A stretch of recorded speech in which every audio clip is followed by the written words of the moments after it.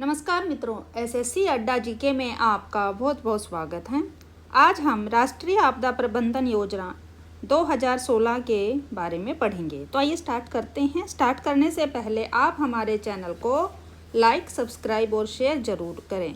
साथ ही आप हमें कमेंट करके बताएं कि आपको हमारी सीरीज कैसी लग रही है।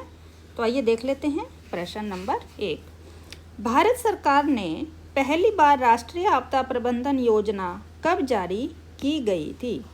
तो जो भारत सरकार के द्वारा जो राष्ट्रीय आपदा प्रबंधन योजना है यह कब जारी की गई है? तो इसे 2016 में जारी की गई है। तो किसने के द्वारा? तो प्रधानमंत्री के द्वारा। इस योजना का विजन क्या रहता है? तो जो ये राष्ट्रीय आपदा प्रबंधन योजना है, इसका विजन है प्रशासन के जो भी स्तर हैं, चाहे वे समुदाय के मध्य आपदाओं से निपटने की क्षमता का हो, अधिकतम कर या आपदा का प्रत्यास्थ बनाना, आपदा जोखिम न्यूनीकरण तथा जीवन आजीविकाओं और आर्थिक, शारीरिक, सामाजिक, सांस्कृतिक एवं पर्यावरणीय परिसंपत्तियों की हानि को न्यूनतम करना। तो क्या है इसका विजन? तो इसका रहता है जो समुदाय रहता है उनका जो आपसी जो तालमेल है उसमें एक दूसरे के सहयोग की क्षमता को बढ़ाना, अधिकतम कर जैसे सबसे ज़्यादा कहाँ पर जो भारत में जो आपदाएं आती हैं उनका कम से कम नुकसान हो उसके लिए सहयोग करना, आपदा जोखिम न्यूनीकरण यानी कि कम से कम जो क्या होगा जो आपदा आएगी उससे कम से कम नुकसान हो। साथ ही अगर कहीं पर आ भी जाती है कोई आपदा तो वहाँ पर जो जीवन है, जो आजीविकाएं हैं लोगों की और आर्थिक रूप से, शारीरिक, सामाजिक, सांस्कृतिक, जो पर्यावरणीय सभी तरह से वहाँ पर क्या होगा आपदा के कारणों को कम करना। पेरिस समझौते में किन लक्ष्यों का निर्धारण किया गया? तो ये क्या है? पेरिस समझौता है ये। तो ये क्या है? सेंडाई फ्रेमवर्क है। इसमें किया गया जो सतत विकास लक्ष्य कि अगर कोई नुकसान हो तो साथ में वहाँ पर विकास का लक्ष्य है। इसके अंतर्गत 2015 से 2023 और COP21 है। तो साथ ही इसमें क्या होगा जो जलवायु परिवर्तन भी होता है।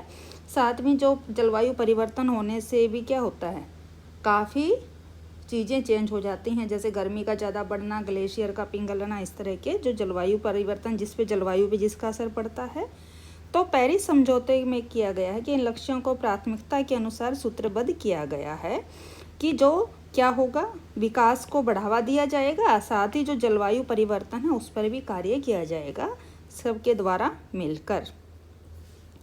और क्या होगा सेंडाई जो फ्रेमवर्क है इसमें 2015 तो 2015 है सेंडाई फ्रेमवर्क जो था ये 2015 में समझौता हुआ। उसके बाद जो है विकास एजेंडे के तहत अंगीकृत किया गया पहला अंतर्राष्ट्रीय समझौता, यानी कि सेंडाई फ्रेमवर्क के बाद पेरिस समझौता पहला समझौता है जो विकास, जलवायु परिवर्तन आदि जैसे कार्यों और विकास के लक्ष्यों के लिए किया गया है। पेरिस समझौता क्या है? तो ये पेरिस समझौता है वैश्विक जलवायु परिवर्तन के कारण जो चरम मौसमी घटनाएं घटित होती रहती हैं उसके बाद जो बढ़ते बारंबारता पर उसका विचार करा जाएगा। इसमें क्या किया जाएगा? साथ ही आवश्यकताओं पर ध्यान आकर्षित करता है। तो अगर जलवायु परिवर्तन होता है, जैसे कि आपको पता है ओजोन परत में जब छेद हुआ तो गर्मी काफ़ी बढ़ने लग गई थी, तो उसके कारणों को कम करने के लिए कार्य किया गया था। इस तरह की अगर कोई भी कारण होते हैं तो उन पर तत्काल विचार किया जाता है और उस पर कार्य किया जाता है कि उस आपदा से हम कैसे बच सकें। आपदा जोखिम न्यूनीकरण के लिए है तो यह कार्य क्षेत्र को कितने भागों में बांटा है? जो आपदा जोखिम न्यूनीकरण है, जो हमारी राष्ट्रीय प्राकृतिक आपदा योजनाएं हैं, तो उसके कार्य क्षेत्र का कार्य करने के जो हिस्से हैं उनको कितने भागों में बांटा गया है ताकि जो कार्य है वह अच्छे से संपन्न हो सके। तो इसको 5 भागों में बांटा गया है। कितने? 5 में। तो इसमें क्या होगा? जोखिम को समझना। साथ ही सबसे पहले क्या होगा? जोखिम को समझना होता है कि जो आपदा आ रही है, जो विपदा आ रही है, किस प्रकार की आपदा कि बाढ़ है, बाढ़ के द्वारा नुकसान है या आग के द्वारा है, बाढ़ है, आग है या मानव जनित कोई चीज़ है उसके द्वारा है। उसके बाद जो एजेंसियां हैं उनके मध्य समन्वय। तो जो एजेंसियां होती हैं तो एक एजेंसी तो कार्य नहीं कर सकती, कई एजेंसियां मिलकर यहाँ पर काम करते हैं, उनके बीच आपस में समन्वय स्थापित करवाना ताकि अच्छे से राहत कार्य हो सके। आपदा जोखिम न्यूनीकरण में निवेश संरचनात्मक उपाय। तो आपदा जो जोखिम होता है उसमें, ताकि कम से कम उसमें निवेश करा जाए, ताकि कम से कम नुकसान हो, और साथ ही संरचनात्मक उपाय, आपदा जोखिम न्यूनीकरण में निवेश, और साथ में गैर संरचनात्मक उपाय पर जोर दिया जाता है। साथ ही क्षमता और विकास कि जो आप कार्य कर रहे हैं उसमें किस प्रकार से आप, मान लीजिए पुनर्निर्माण है या पुनर्वास है, या किस तरह प्रकार से उसमें कितनी क्षमता आप लगा सकते हैं ताकि कार्य को जल्दी जल्दी किया जा सके। राष्ट्रीय प्रबंधन योजना का रोज सुस्पष्ट भूमिका के साथ एकीकृत दृष्टिकोण क्या है?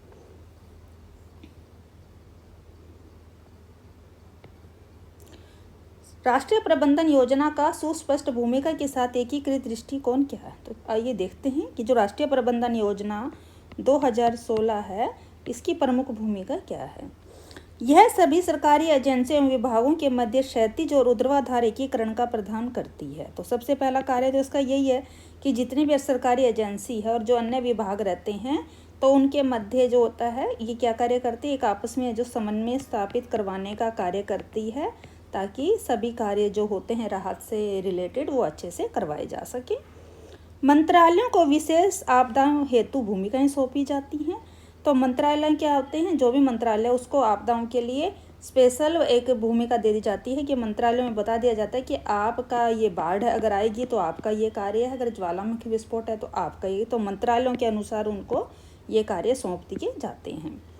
इस योजना का दृष्टिकोण क्षेत्रीय है, जो न केवल आपदा प्रबंधन के लिए बल्कि विकास योजना के निर्माण में भी लाएगा। तो जो यह प्रबंधन योजना है, ये क्या है, ये एक क्षेत्रीय से क्या फ़ायदा होता है, अगर क्षेत्रीय आधार पे आप काम करते हैं तो वहाँ पर विकास कार्य जल्दी हो पाते हैं और ध्यान भी दिया जा सकता है।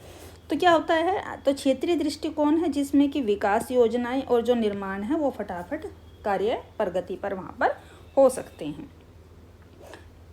इसे किस प्रकार से तैयार किया गया, तो इसे इस प्रकार तैयार किया गया कि आपदा जो प्रबंधन है ये सभी चरणों में मापनीय रूप से कार्यान्वित किया जा सकता है।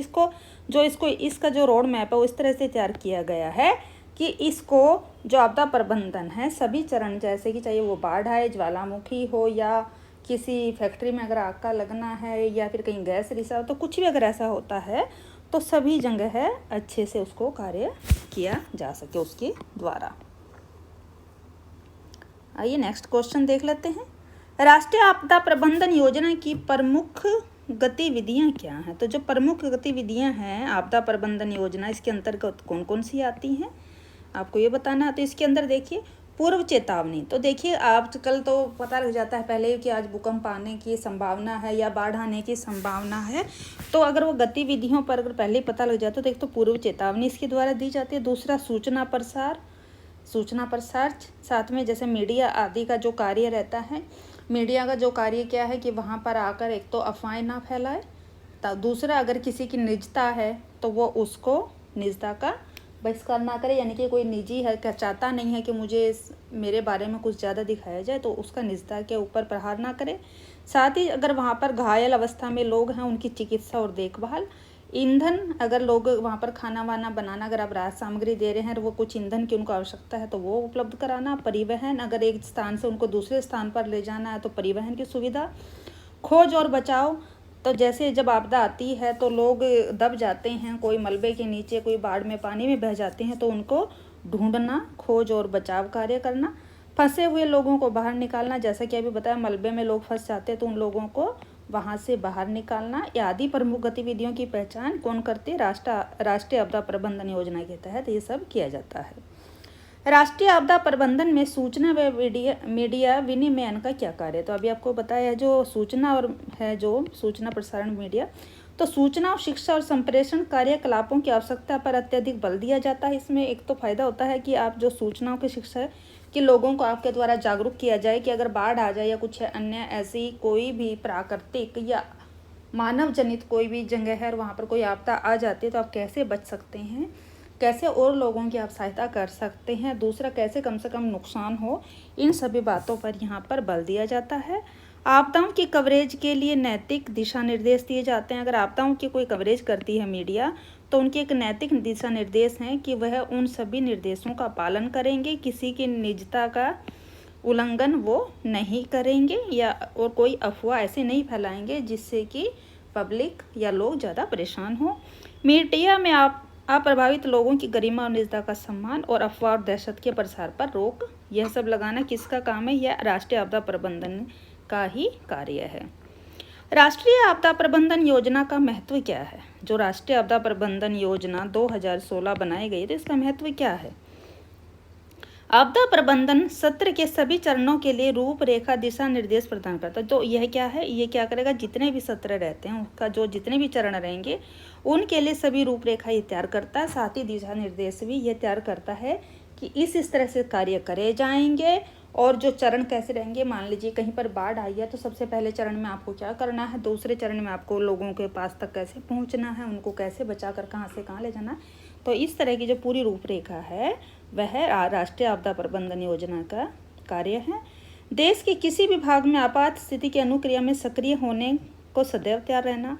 तो कहीं पर भी आपात स्थिति आ सकती है, अगर देश के अंदर कहीं भी अगर कोई भी स्थिति ऐसी पैदा होगी तो सबसे पहले आपदा जो प्रबंधन है, राष्ट्रीय आपदा प्रबंधन क्या करेगी? सबसे पहले वहां पहुंचेगी और कार्य को करवाने का जोर देगी। लोगों को राहत सामग्री, राहत कार्य में जो बचाव के तरीके हैं सब वहां पर कोशिश करी जाएगी।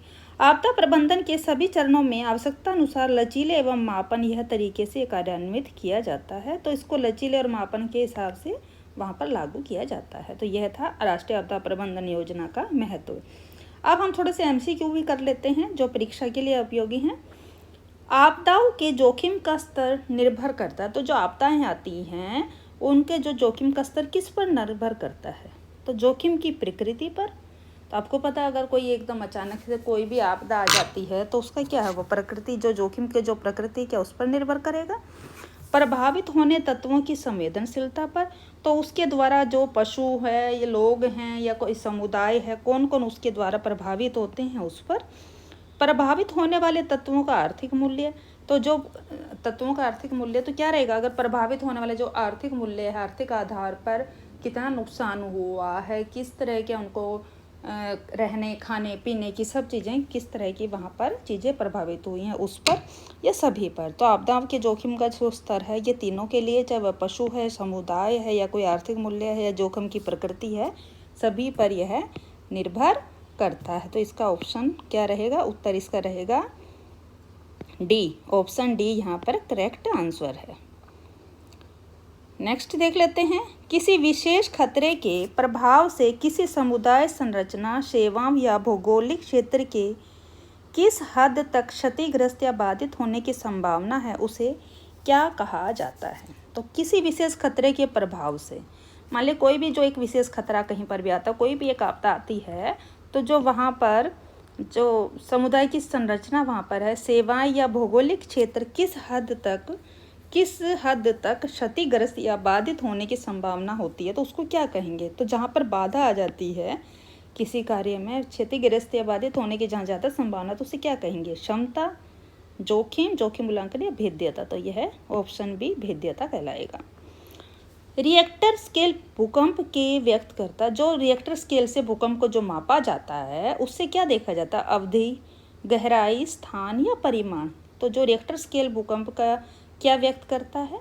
तो इसका उत्तर रहेगा आपका ए, परिमाण व्यक्त करता है। भूकंप आने के बिंदु के ठीक ऊपर पृथ्वी की सतह के बिंदु को क्या कहा जाता है? तो देखिए जब कई बार भूकंप आता है, कहीं पर भी मान लीजिए भूकंप आया तो ये है जो भूकंप बिल्कुल, ये तो गहराई है, सेंटर है, नीचे के अंदर है। तो अगर कहा अब यह पूछा गया तो हम कहते हैं ना कि पृथ्वी के इतनी गहराई में भूकंप केंद्र था, लेकिन यहाँ पर उसकी बात ना होकर बात आ रही है कि ये भूकंप का केंद्र है, ठीक इसी के भूकंप आने के बिंदु के ठीक ऊपर पृथ्वी की सतह के बिंदु को क्या है? तो यहाँ मान ली बिल्कुल नीचे गहराई पे, और उसी के ऊपर अगर पृथ्वी के ऊपर आपको बताना है कि कहाँ पर अगर वह जो भूकंप आया है उसके केंद्र को आप क्या कहेंगे? तो उसको ऊपरी केंद्र उसको बोला जाता है। तो ऑप्शन बी यहाँ पर करेक्ट हो जाएगा। निम्नलिखित में से कौन मानव निर्मित आपदा है? तो आपको ये बताना है, 4 ऑप्शन है कि मानव निर्मित आपदा इनमें से कौन सी है। आतंकवाद, तो आप तो सभी का पता है, ये तो प्राकृतिक नहीं है ना। तो यह आतंकवाद क्या है? यह भी मानव निर्मित। भीषण आग लगना, तो कहीं पर आग लग जाती है, वह भी क्या, लोगों ने जब आग का आविष्कार किया है, तो ये भी क्या है, मानव निर्मित है। प्रदूषण, तो पोल्यूशन कौन फैलाता है? तो लोगों के द्वारा ही फैलता है पोल्यूशन। कोई पशु या प्रकृति के द्वारा तो पोल्यूशन नहीं फैलता, तो ये भी क्या है, ये भी मानव निर्मित। तो क्या हुआ, तीनों ही यहाँ पर क्या है, मानव निर्मित हैं। तो ऑप्शन डी यहाँ पर करेक्ट हो जाएगा, उपरोक्त सभी। भेद्यता विश्लेषण आपदा प्रबंधन चक्र के किस भाग में आता है। तो जो भेद्यता विश्लेषण किया जाता है यह प्रबंधन के तैयारी, प्रतिक्रिया, रिकवरी, तो ये किस में आता है, ये शमन, ऑप्शन ए यहाँ पर करेक्ट है। बाढ़ को कैसे रोका जा सकता है। जंगल को काटकर, जंगल काटने से तो बहाव तेज हो जाता है। भूमि जोतना, इससे भी नहीं, इससे भी क्या होता है, बाढ़ ज़्यादा आने का रहता है। मिट्टी की ऊपरी परत को हटाना, ऊपरी परत को हटाएंगे तो बहाव का तेज हो ही जाती है। तो बाढ़ को कैसे, वनारोपण, यानी कि आप ज़्यादा से ज़्यादा पेड़ पौधे लगाकर बाढ़ को रोक सकते हैं। ऑप्शन ए यहाँ पर करेक्ट है। उच्च सुभेद्यता और उच्च जोखिम किसके साथ जुड़े हुए हैं। तो उच्च सुभेद्यता और उच्च जोखिम है, ये एक दूसरे हैं, ये किसके साथ जुड़े हुए हैं। कम आपदा जोखिम नहीं, मध्यम नहीं, इनमें से कोई नहीं, उच्च आपदा जोखिम। तो इसका सही उत्तर आपका रहने वाला है सी, उच्च आपदा जोखिम के साथ ये दोनों जुड़े हुए हैं। उच्च मतलब काफ़ी, जो जिसमें काफ़ी नुकसान, काफ़ी हानि होती है, तो उच्च आपदा जोखिम जहाँ पर हो।